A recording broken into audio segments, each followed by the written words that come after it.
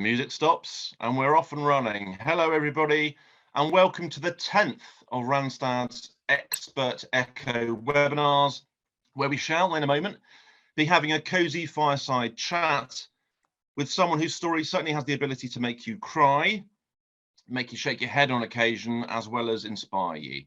Gareth Thomas, an extraordinary rugby talent, ex-captain of Wales, a British Lion, and of course all-round campaigner for diversity and for a more tolerant society. He's also, I recently learned, an ex-postman, and if you watched Steph's packed lunch on Wednesday, you've discovered he's a dancer and a handy DIY handyman. As ever, our canvas is the world of work and the human condition, but with a special focus on the importance of identity, belonging, what I'd call extreme resilience, and of course we might have a little bit of a chat about rugby as well. More of that in a moment.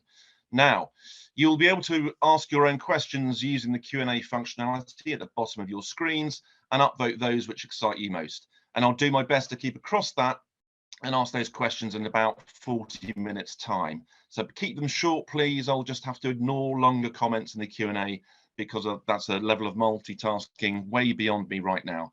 The session is being recorded and a link will be sent to all of you, but access is limited to those that are registered for the event, and the link will expire in about a month.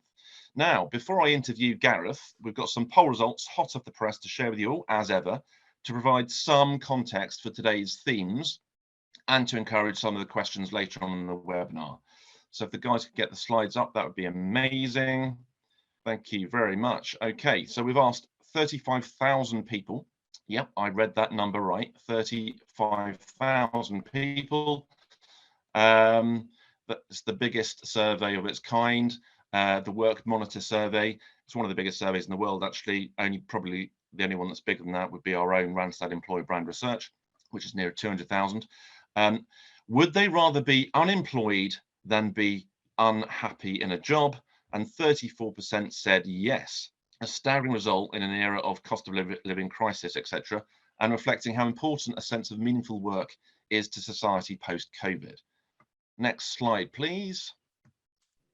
And in the same survey of 35,000 people, 48% told us they would quit their job if it was preventing them from enjoying their life. Well done them. Again, this reflects the increased awareness of mental health in recent times. Next slide, please. 76% of those 35,000 respondents feel that their employers' values and purpose align with their own. This is actually a surprising result for us because in previous surveys, the majority of people felt a much greater disconnect to their employers' firms. I think this perhaps reflects that a lot of businesses have focused on getting this right in the last couple of years. And of course, with the Great Resignation in recent months, many people are currently in roles which are new to them. So they've recently bought into those company values. Perhaps it's that. Next slide, please. I think Gareth's making a cup of tea. It's not me. We'll get you in a sec. Here you go. A slide about the importance of social values here. 38% wouldn't accept a role if the firm's social values weren't in tune with their own. We see that one rising every course, so that's no great surprise. Companies need to get their social giving narrative right, and it needs to be authentic. Okay, so a diversity poll here. Same result. Next slide, please. Here we go. A diversity poll here. Same result as the last one. 38% of those 35,000 employees wouldn't accept a job with an organisation that wasn't making a proactive effort to improve its diversity and equality. EDI remains very firmly in the decision-making process for many, many candidates today, and we can't forget that. Next slide, please. Slight contradiction with this one, however. In a UK-only poll of 1,000 people, diversity and inclusion was chosen by the fewest number of employees who were asked to rate which of these factors were most important for them. So it wasn't that it wasn't an important factor, it just didn't come top in this poll, if that makes sense. So with flexible working, a clear winner there, career development and office culture being most important for about a quarter and a fifth of people respectively. Next slide, please. Another UK only poll, this one of 1,200 workers, 20% felt they don't belong at work. So that's over 6 million people sensing that right now in their day-to-day experience at work today. One to explore with Gareth later on. Next poll, please. Sticking with the same survey, actually, similar theme. 28% of those who identify as gay or lesbian feel uncomfortable being honest about their sexuality in the workplace. Next slide, please. Only a couple more, guys, don't worry. And also from our belonging book, which you can Google afterwards if you want more of this. Search Randstad belonging book or Randstad UK work monitor, and you'll get these results. 44% of people from a Black, Asian or ethnic minority background felt they can't be their authentic selves in the workplace. And fascinatingly, Gareth, 37% of Welsh people also felt they couldn't be their authentic selves at work, which was the highest of the devolved nations. And perhaps surprising that the gap there between Welsh respondents and Black, Asian, ethnic minority is just 7%. Okay, enough of the stats, enough of Randstad stats, enough of me. Let's get the talent on board now. Gareth, or Alfie, as you're known by many. Oh, hopefully everyone else can see it because I can't. Oh, I can now. Yeah. Bit of a delay. No worries. Welcome, my friend. How are you? I'm very well, thank you. But and I just want to say that wasn't me eating my crunchy nut cornflakes earlier. There was somebody else. Oh, was it? Yeah, I could hear them going in their bowl and crunching away. I thought that's what you said. Yeah, something was going on, wasn't it? Yeah. Oh well, that's tech for you. Right, we're going to leap straight into a question, Gareth. That's all right. Yeah. Aside from your numerous rugby achievements, and there's many, right? 100 test appearances for Wales, third highest Welsh scorer of all time. I won't go on. I'm an England fan, right? But I saw a quote from you stating that coming out as gay was your proudest career moment. You said, when I look back, I think my proudest career moment was when I felt I could finally be authentic and still continue to play rugby. Can you share how that moment felt? Yeah, listen, I think the lived experience of knowing the difference between being unauthentic and authentic, to me, is the ability and your own version of your ability to be good, or the difference between being good and being great. I think we can all, potentially I can easily look at external forces that look at my career and say, do you know what? You had a great career. And that's their opinion. And I can happily go along with their opinion and feel like I did have a great career. But when I look back at the differences between unauthentic and authentic, I feel there was times in my career where I was good, and there was times where I had the ability to be great. And what I want to break down is that word authentic, because it's such a big, strong word that I think sometimes just gets thrown about. People are told to be authentic, and let me tell you now, being authentic, comes with its pitfalls. It comes with the potential of being discriminated against. So people protect themselves against, authenticity if they feel that it's going to be a negative definition of who they are. But I remember playing my career being unauthentic. And in rugby, like in any other, I believe, in any other career, you make decisions, almost instinctive decisions, every day without maybe even knowing it, that define your ability, that define your difference between being good and being great. Whether it be in rugby terms, passing the ball in a split second, making a line, making a run, making a tackle, doing all these things in split seconds, like you probably do at a computer. You decide how you're going to word an email in that split second. You say yes or no in that split second. And I felt when I was unauthentic, I felt I was making that decision in that moment in time, 60%, so maybe 70%, but I'd say more 60% based on my decision and 40% based on the decision that I thought somebody else thinks I should be making, or an opposition or somebody in the crowd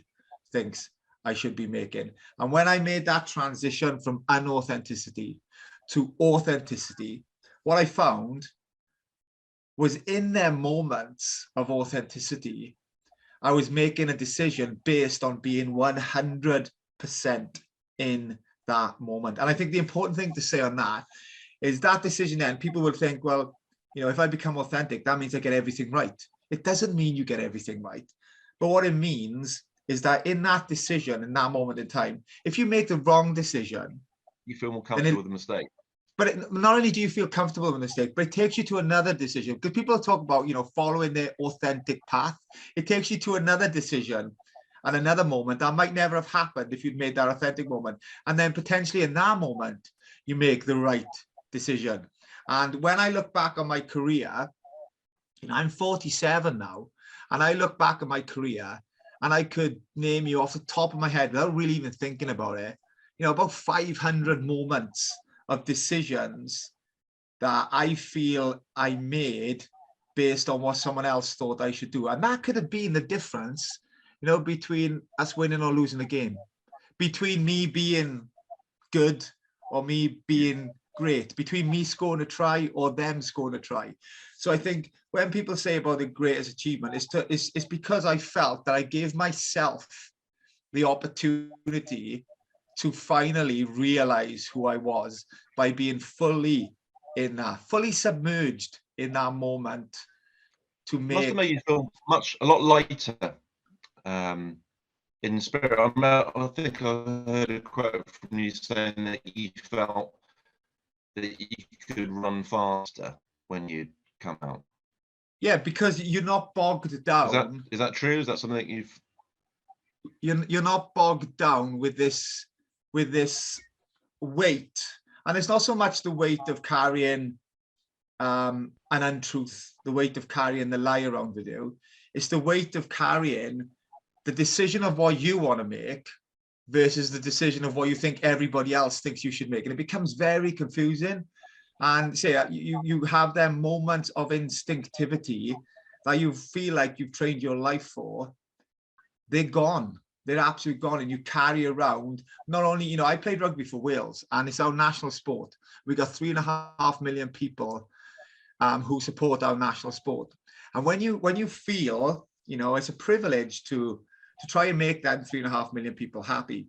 But imagine trying to carry the weight of trying to make their decision for them on the field as well, to try and make sure that you keep them happy before you make your authentic self happy, or before you make your authentic self's decision.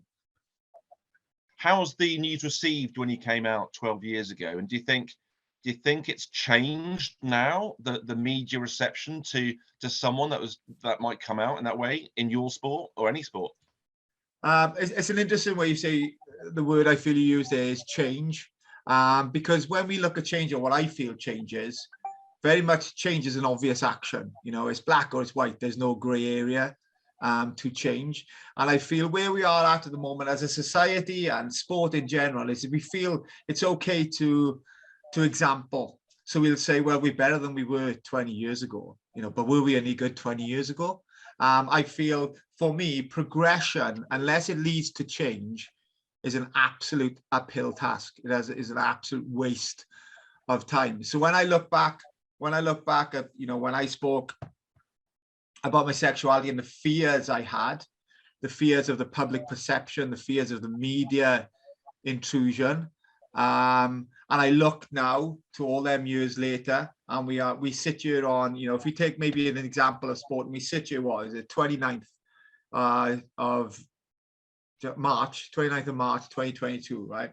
And we say we are looking, and we expect to live in a world which has equality in it, it has diversity in it. Yeah, as we sit here and we understand that sports people, any sport across the world, are professional sports people are some of, maybe if not the most important people on this planet. Like they demand column inches, they demand airtime on television. Everybody has an interest in their ability. Everybody has an interest in their life. So we realize they have these huge platforms, right? So when we sit here, 29th of March 2022, and we look, and I ask everybody on this call, and they do it better than me if they could do this, to name me 5, maybe 10 top sports people competing in any sport in the world right now, in any country in the world right now. Can they name me 10 openly gay male or female competitors in the world right now? And understanding the platform these people have, you look and you say, well, are we any better than we were 20 years ago? Yeah. Just because Gareth Thomas came out 10 years ago, in professional rugby, or that professional rugby had Nigel Owens, or that Tom Daly spoke openly about his sexuality within diving. Does that mean really we can equate that to equality? We could equate that to a world where within sport it's accepting.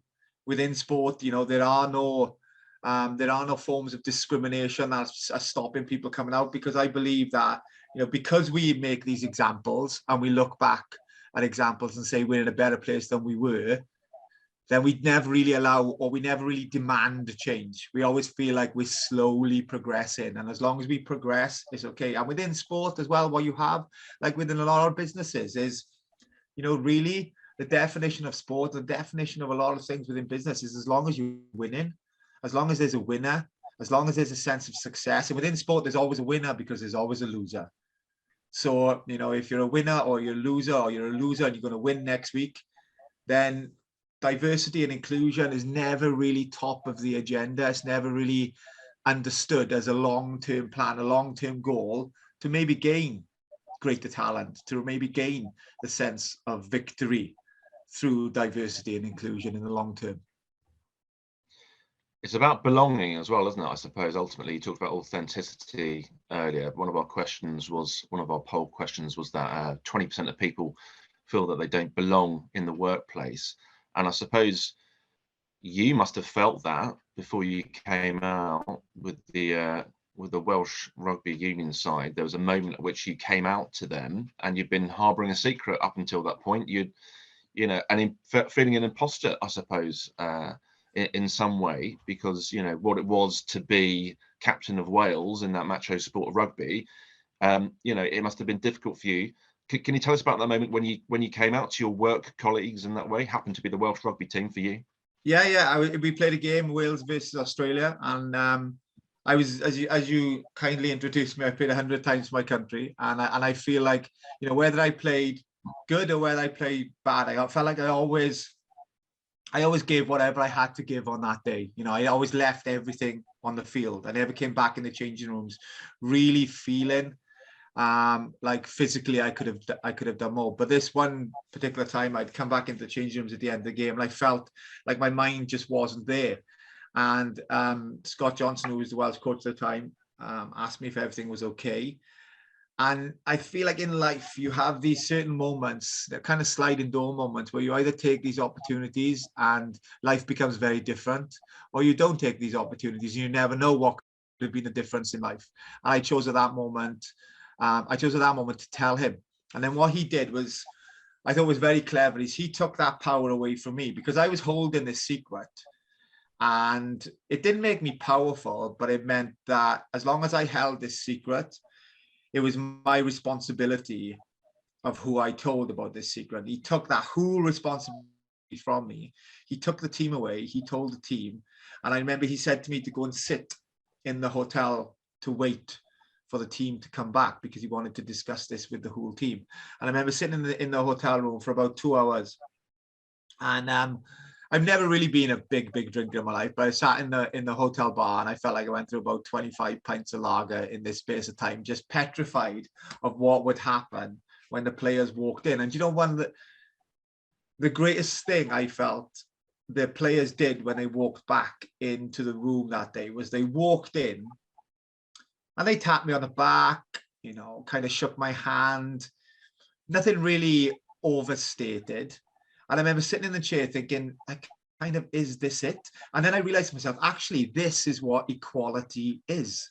Equality is asking to be treated the way you've always been treated when you disclose something about you that you feel might make you or might make others treat you different. And I remember sitting there thinking, I never did, or I never made this announcement to be discriminated against. I never made this announcement to be celebrated. I made this announcement to be treated equal. So one of the greatest things that happened to me on that day, that I made, this kind of gesture to my teammates, was that they treated me in the way that they always had treated me. They had always respected me. They had always supported me, just as I had with them. And they didn't make it feel any different that day. And I felt that was a great gesture and a great a great sense of knowledge by them to make me feel included. Yeah. So it'd been much bigger in your head up until that point, I suppose, until you lanced the boil, as it were, and it's kind of suddenly it's out, and you're like lighter, and it just felt. I mean, they were great, weren't they? I guess. Yeah, this and you create this false narrative in your head, because when you wake up every day and lie to everybody, you have to justify why you're lying, and to justify why you're lying, you create A web. this false narrative. You create, but also, you know, as much as it was a false narrative from my teammates, you know, it was a very real narrative in society. You know, since I've spoke openly about it, and you know, we don't, nobody on this call can sit here and say we live in a society free from discrimination. You know, we live in a world where in 70 countries in this world it's still illegal to be gay in. You know, within the UK, me and my husband have faced hate crimes.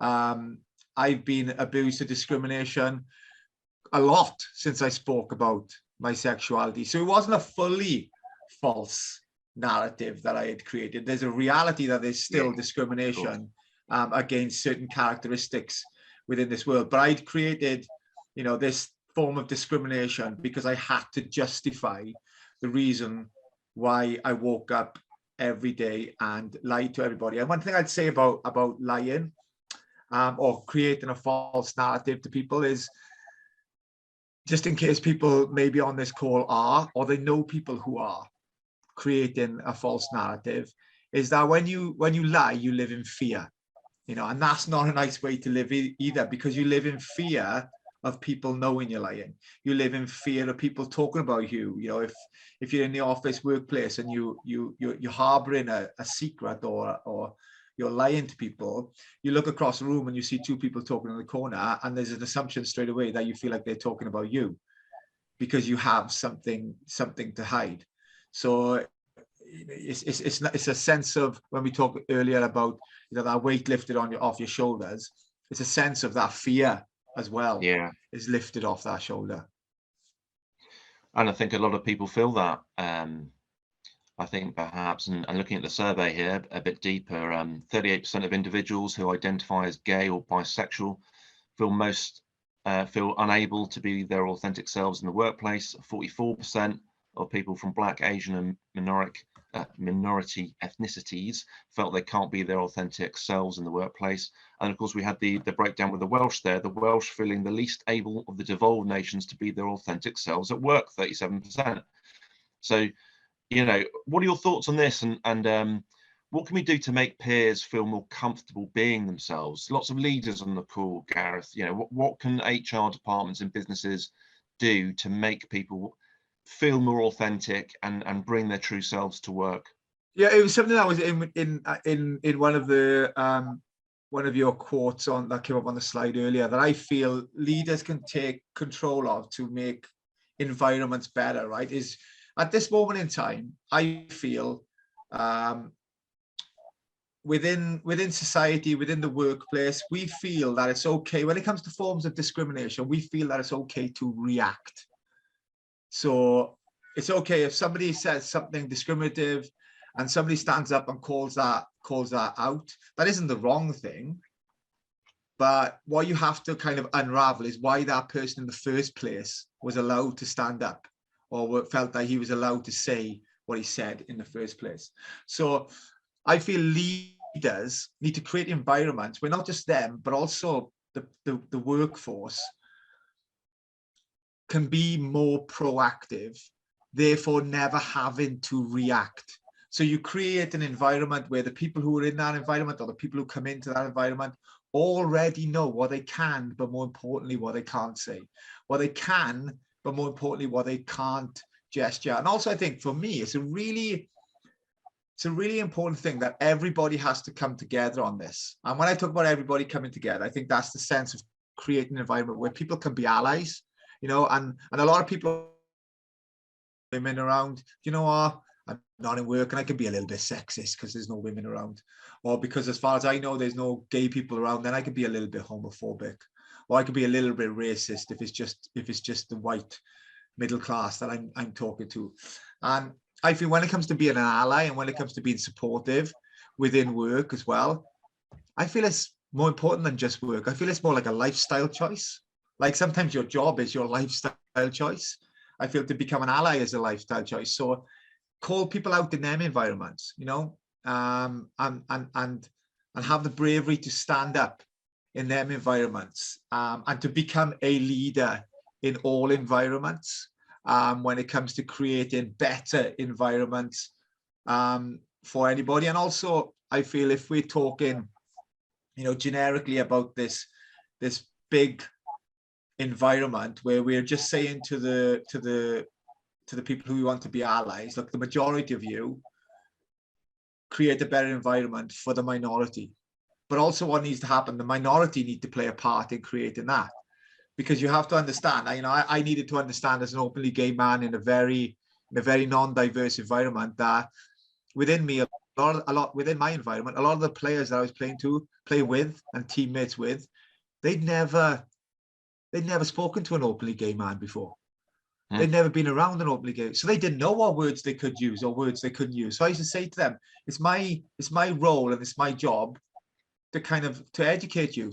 So you're not going to be educated unless you ask me questions. And as long as your question comes from a good place, as long as your question comes from a place of wanting to learn, then regardless how you word it, don't be afraid to ask me, because I will tell you the honest truth of the characteristic that I am, and if it's being offensive or it's being okay. So I feel leaders need to create them environments where everyone can work together. That psychological comfort zone. I think that's possibly where it can become tricky for some working environments to create that, because you either get environments where they don't try, or you get environments where it's too scary for people to, it's too toxic. So people are too scared to ask the question, so they just shut up and stand away from it. Yeah, but you need to eradicate them. But people need to stand up, because, you know, everyone needs to become a version of their own leader within that role. You know, we say to everybody that it's up to the leader to create the environment, but actually it's up to everybody within that environment to create the environment. And I think sometimes what we end up doing is we end up working on others, which doesn't always work for everyone. But when you work on yourself, then that works for everyone in the environment.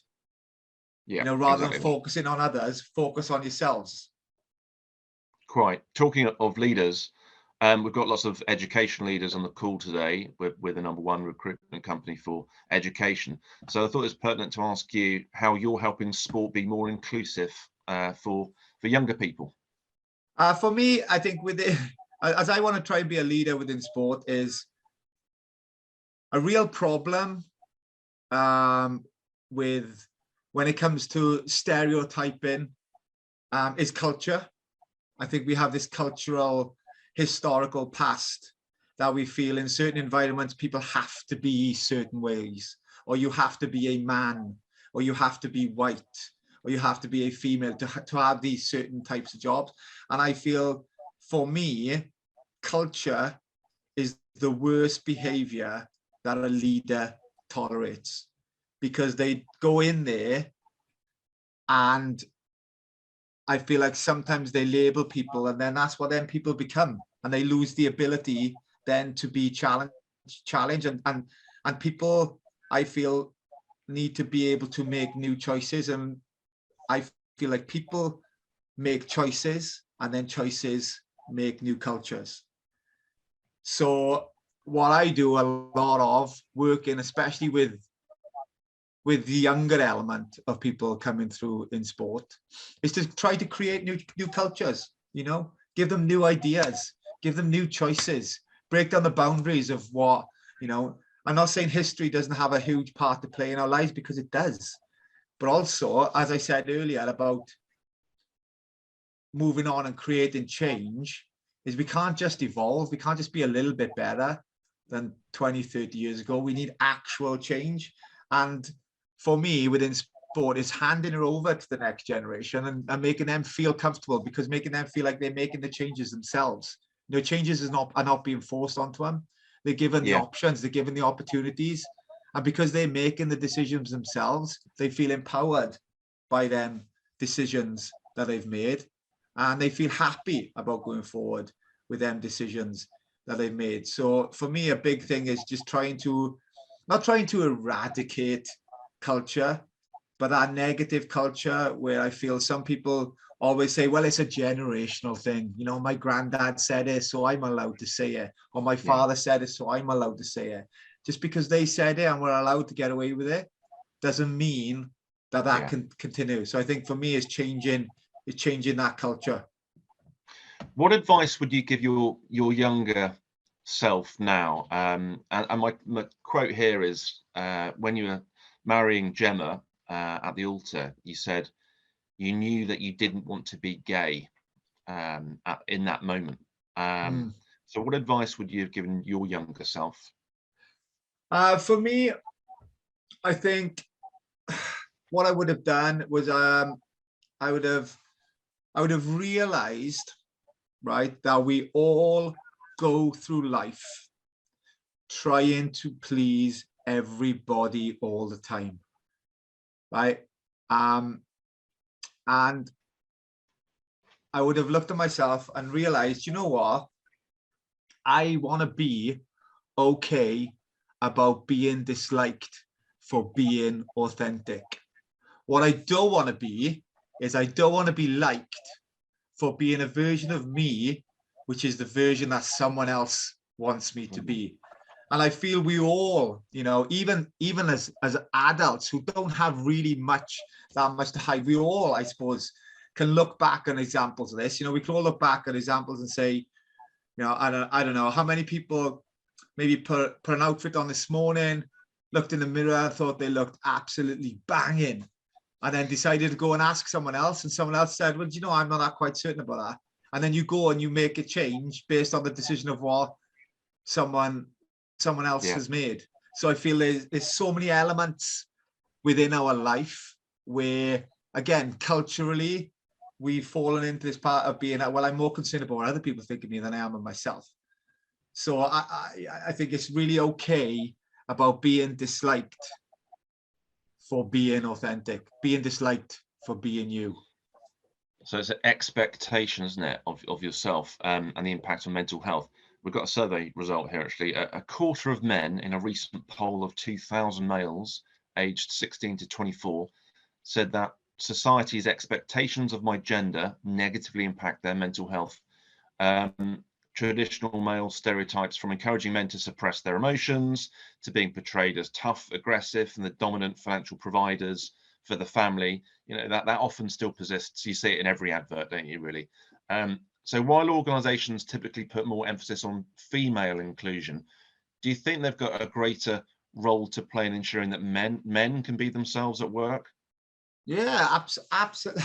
Because I think what happens sometimes is, you know, we react to something, and then it can be a case of sometimes we're overreacting, and all of a sudden we are creating a discrimination against what used to be a majority. We're making them all of a sudden the minority. So yeah, I think we need to be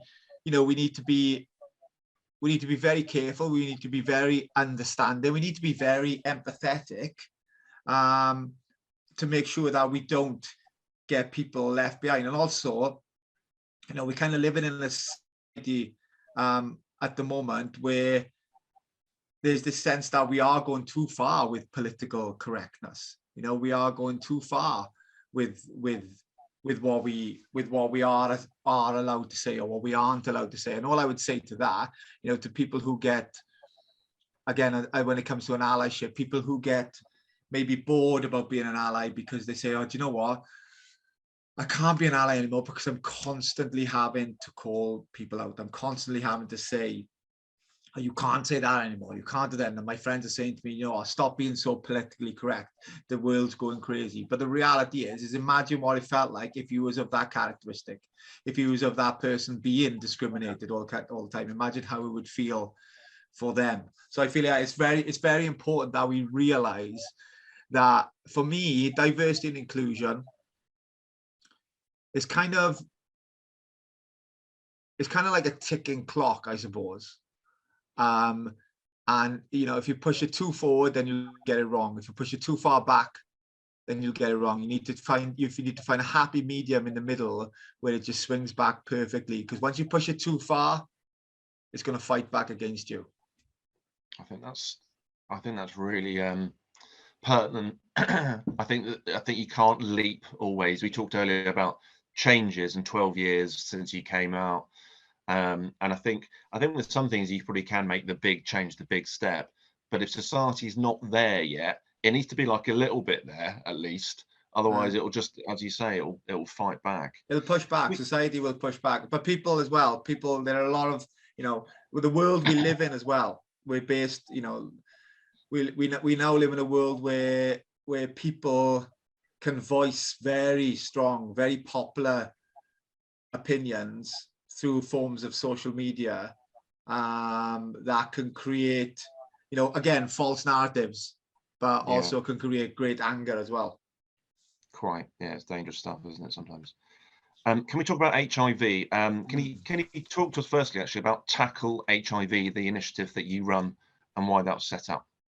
Yeah, so I run a campaign called Tackle HIV, and we set up. I'm living with HIV, and what I realized was that, again, we live in a society that is very stigmatized towards HIV, that is very misunderstanding towards HIV. And I don't run this campaign primarily because I live with HIV or because I want people to protect and to understand other people who are living with HIV. I run this campaign also because I need people to understand, you know, this year, for instance, within the numbers of positive cases of HIV within the UK, for the first time in 30 years, the highest number of new cases of people diagnosed with HIV in the UK were heterosexual male and females.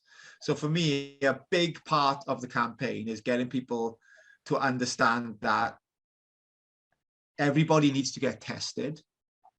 Everybody should be tested, because everybody who's sexually active is at risk of contracting this virus. And I sit on a select committee which wants to make England the first country in the world to have 0 new HIV transmissions by 2030.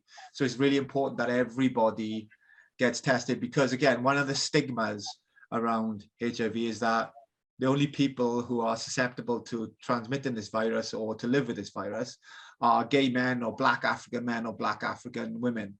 And that isn't the case. And also, what's really important about the campaign is to get people to understand that HIV now is not what it was 20, 30 years ago. You know, 20, 30 years ago, when you turned on the television and you saw a horrific advert about it's a death sentence.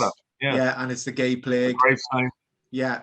Well, it's 20 years since that advert. It's kind of like been an underground movement of science and medicine that has meant that people who live with HIV now I take 1 tablet a day and I live a happy, normal, healthy life. It doesn't restrict what I can do. It doesn't restrict what I can't do. I live a normal, happy, healthy life. And so many people don't get tested through fear of it being a positive result, because they feel then if they become positive, they're going to fall into a category of people that are going to face discrimination and are going to have a difficult life by living with it, and that is no longer the case. Yeah, I wonder if we don't have any statistics actually on discrimination for people with long-term illnesses or conditions like that. It might be something that we might have to do, actually. Yeah.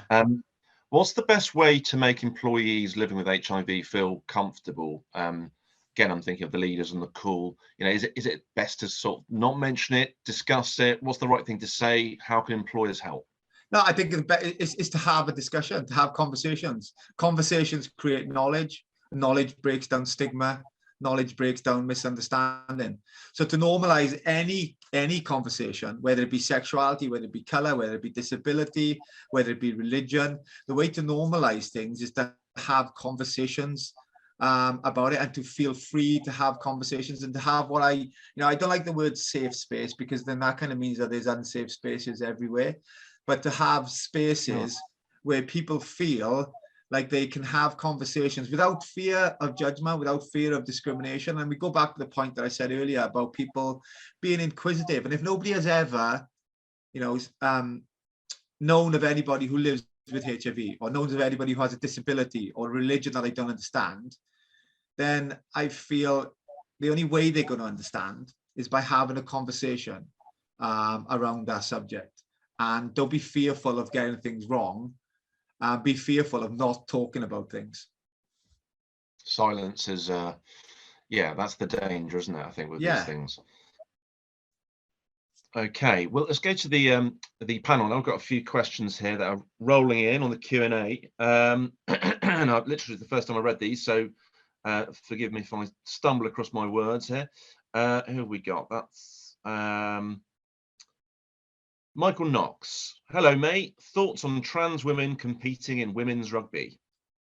Okay, I think this is such an interesting topic right now, because I feel like so many people have an opinion on it. And my stance on it is I don't really have an expert opinion, which makes it very difficult, because I feel the inclusion of trans women within sport is very scientific. Like, they have to control hormones, they have to reach certain levels to be able to participate.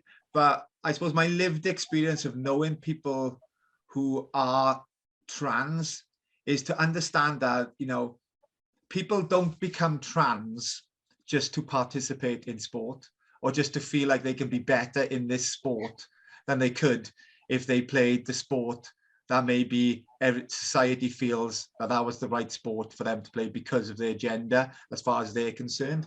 So I think that for me, it's a very easy subject to create transphobia, to be able to say, there's so many false narratives out there that create what I feel is transphobia. So people will say, if Usain Bolt decided he wanted to become a woman, then he could be the next Olympic champion for the next 20 or 30 years.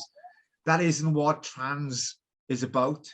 It's an identity crisis. People go through horrific forms of abuse, very difficult lives, just to be able to have that ability to be authentic and to feel like they're themselves. And what sport also gives you, and what sport gives people, it gives people a sense of belonging, a sense of identity that when it comes to trans people, it's been very difficult to have. So whether we talk in professional, whether we talk in grassroots, if a man transitions to a woman and wants to play part in that sport, let's look at it like, maybe that person just wants to have people around them with the same lived experiences. And sport has created this environment to allow these people with the same lived experiences, who may never have the ability to come across other people who were trans, and be able to participate in sport, and to feel like they have a sense of belonging, to feel like they have a sense of purpose. So rather than just talking about the competition and who wins and who loses, I feel it's really important to look at the bigger picture of what these people have been through, and that getting to that point doesn't become easy. And sport is sometimes just a tool, it's just a vehicle to allow them to feel like they belong. Good stuff. Thank you very much. Question here from Kirsty Russell. Has Gareth ever been approached by any teammates that maybe openly explained their reservations regarding LGBTQ? And then it's just disappeared for me. That's not very useful, is it? Basically, have teammates asked you, how many teammates have kind of asked you explicitly about LGBTQ? They've got reservations about it. Have they just ignored the debate over the last 10, 12 years? How engaged have they been, I think, is the question. Yeah. Do you know what? What I found was in that environment, it was, and I think this is the important thing with kind of my story, was that it never really all became about me. It became about the environment. And what was great was how other people kind of changed, because what I allowed myself to do was to become very invulnerable in a very toxic, when we talk about toxic masculinity, there was no more toxic masculine environment than the environment I was in. And it was all about us all talking about what we had, what car we drove, how much we could lift in the gym, how much money we had in the bank. And all of a sudden, when I created my vulnerability, and everybody looked around and seen this huge sense of support, externally, but more importantly, internally within that environment, people started to realize that actually, do you know what? Maybe I can come in and talk about the fact that I haven't got that much money in the bank anymore. And you know what? The car I drive, it isn't really mine, and it's going to have to go back soon. So what I found was people never really spoke about the issue. I think they saw the bigger picture and allowed everyone within that environment to become more authentic themselves. So the LGBT issue kind of got lost in the bigger picture. That was more of a bigger picture of where people were able to speak about vulnerability, and people were able to find that as a sense of strength, and find talking about weaknesses a sense of strengths. Did you ever get other opposing sides using your sexuality or HIV status against you as an advantage for them in their heads? That's a question from Matt Phillips. Yeah, no, and I never ever did. I can honestly say, from any fellow professional I played with, or any fellow professional played. And again, it is amazing. And why I find it so amazing is because rugby is a very aggressive sport, and you have to walk the line. Like I think in most other organizations, when you get to a certain point, is you have to walk the line to make the right decision. And it would have been very easy in the moment, in heated moment, especially, to have used that against me, to push me over the edge, to wind me up too much. And I never ever in my whole amount of time post speaking about my vulnerabilities did I ever find that. I faced it a lot from fans, from crowds, but never ever on the field from a fellow professional, which is something I'm very, very proud to say. Yeah, that's brilliant. Do you think that would have been the case in the 1980s, 1990s? I very much doubt it, and I doubt it because I always actually remember one incident in particular when I was first playing for Bridgend, which is the first top flight rugby team I played for, which is the village or the town I live in now. And I always remember we played, and we had the first ever black man to play for Wales. His name was Glenn Webb, and he played on the wing for Bridgend. Now, Glenn was a really strong character, physically and mentally, very, very strong. And he was kind of at the peak of his career when I started playing. I remember we played in a game once, and during the game, I can remember just hearing these noises and not knowing what these noises were. And we went into the change rooms at the end of the game, and Glenn rolled down his socks, and out of his socks came about 5 bananas from each leg. And I remember laughing at Glenn and saying, "Why have you taken them on?" Because I thought he took them on to eat them, for energy. I was like, why are you carrying them in your socks? And he looked at me, he said, "You didn't hear the noises, did you?" I said, "Yeah, I heard noises, but I didn't know what they were." And they were monkey chants at Glenn, and they monkey chanted him for 80 minutes, and they threw bananas in for about 80 minutes as well. And those were the bananas he picked up. And I remember sitting in the change rooms and thinking to myself, I know at this moment in time that I'm different. I don't know what my difference is, but I know that I'm different. And I have an inkling of what it is. Now, if I decide as a young 17-year-old who's very naive, very frail, very weak, and who wants to be defined as a rugby player, and I want to be defined on my ability, am I going to be able to go every week and take this form of discrimination, this form of abuse every week, and still be able to play, still be able to play to my best of my ability. And I knew at that moment that I would never, ever be strong enough to be able to do it, because it would have been allowed as well at that point. Yeah. So here's a question for you. Do you wish you'd come out sooner or not? Do you think you timed it just right?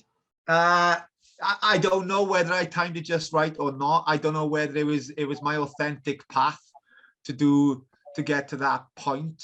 What I would love to say is that I would love to say that I would never have had to lie about who I was in the first place to go into that environment. But as I said, you know, when we talk about progression or we talk about change, have things changed from Glenn's monkey chant, or have we just progressed till now? And had I been older in the 80s, you know, had I been more mature in the 80s, then maybe I would have. But I think it's an interesting thing about sports people, just like probably everybody on this call, is when you go into a line of work, an industry, one of probably, if not the most important thing that I wanted to be defined on was my ability.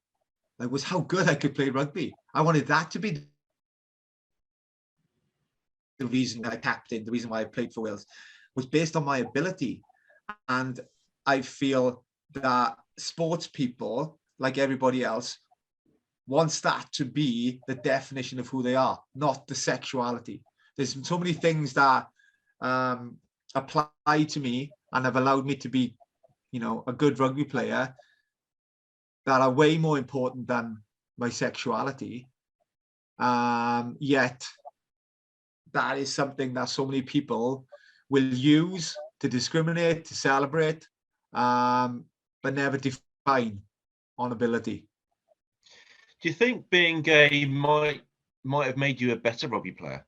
If you'd been straight, do you think there might have been a chance that you might not have been motivated to prove the world wrong in some way, not go to the gym as much and not be as fit, as strong as you are? Yeah, there was always a sense of, because I understood my difference, or I felt there was a difference, I always had a motivation and an understanding that if ever my difference was revealed, if ever my difference was discovered, I had a motivation for people to, within that conversation, within that announcement, there would always be, but he could still play rugby. Jesus Christ, he was good at rugby. So there was always that motivation to have that as part of my story. And that was what was so important to me, is that when I spoke about my sexuality, I really wanted to speak about my sexuality, but I really wanted to continue to play rugby, because for years in the build-up to speaking about my sexuality, I spent so many hours on the internet looking for people in any sport who had spoke about their sexuality and continued to play. And you know, the only person I could find was a guy called Justin Fashanu, the first ever professional footballer who ended up killing himself and faced so much media and social abuse. It was ridiculous. So what I wanted, you know, was really, really wanted to do was to create a story where the headline would be me coming out about my sexuality, but all the story would have to be about me still playing rugby. And that was more important than the headline. Question here from James Robinson. Is authenticity at work the luxury of the already successful? Absolutely not. Absolutely not. And I believe, you know, if you can't be authentic at work, then there's a problem with the powers that be, or the people who you feel are successful. But you will never, like, you know, I truly believe this, is you will never be successful, or you'll never be as successful as you potentially can be unless you're authentic. Great answer. Thank you very much. we're a recruitment company, as you know. We're all about jobs, and yeah, I'm interviewing someone who declares that you don't have a job. You say that you have a purpose instead. We're all about encouraging people to find jobs that give them that meaningful purpose. So with that in mind, Gareth, what job do you think you would do to give you that sense of purpose if you hadn't been a rugby player and able to use that platform to do what you're doing right now? What job would you have I'd done? still be doing exactly what I did as my first ever job, and that was a postman.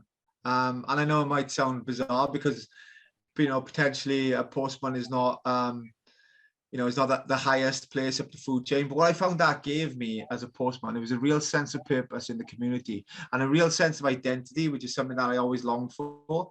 You know, everybody relies on their postman to deliver them good news, to deliver them bad news, to deliver them finance, to deliver them debt. There's this real sense of service that I felt, and I almost became, you know, I felt like I became an agony aunt so often as well, because when people wait for, whether it be a birthday card of a long lost friend, and they open that card, then the first person that they see when they open that card is you, and the first person they want to share this news with, whether it be good or bad, is you. And that's what that gave me. It gave me an understanding of the community I lived in. You know, it gave me an understanding of the need for certain things. It gave me the understanding of the happiness, of the sadness that goes around the areas that I'm in. So I absolutely loved that job, because I feel anything for me, any kind of job that has a sense of purpose, a sense of identity, a sense of achievement when you do it, a sense of happiness, is to me a job that is worth doing. Well, it's a sense of belonging as well, isn't it? I mean, those jobs that kind of morph like that, they have a function and a purpose, but there's a greater purpose beyond the delivery of letters, of course. You're delivering, as you said, happiness. I'm mindful of a mate of mine who's a hairdresser. He says, I used to be a hairdresser. Now I'm an agony aunt, come kind of counsellor and social worker that happens to cut people's hair. Yeah. Because we all know, you know, we speak to hairdressers and they know stuff about us that we don't share with our best mates often, because of the intimacy of that kind of commercial exchange. It's a weird one, hairdressing, isn't it? It's a very unique kind of role there. Right, we've come to the end of the hour, Gareth. It's been absolutely phenomenal. Thank you so much for agreeing to speak to us today. Really enjoyed it. Our next webinar, guys, will be on the 25th of May, where we will be launching our employer brand research, an independent survey of nearly 163,000 respondents worldwide, 10,000 of which are UK specifically. The report provides an insight into employer attractiveness for the market's 150 largest employers known by at least 10% of the population, and provides valuable insights to help employers shape their employer brand. Our very own Welshman, actually, Simon Edwards, will kick off this research on a webinar hosted by Winning Temp. So look out for that on social media for further details. In the meantime, thank you very much, Gareth. A round of applause. You can't hear it because everyone's on mute, but there you go. Really appreciate it. Have a great day, guys. Friday, the weekend's there. You can smell it. Cheers. Bye-bye. Okay. Human Forward. Randstad.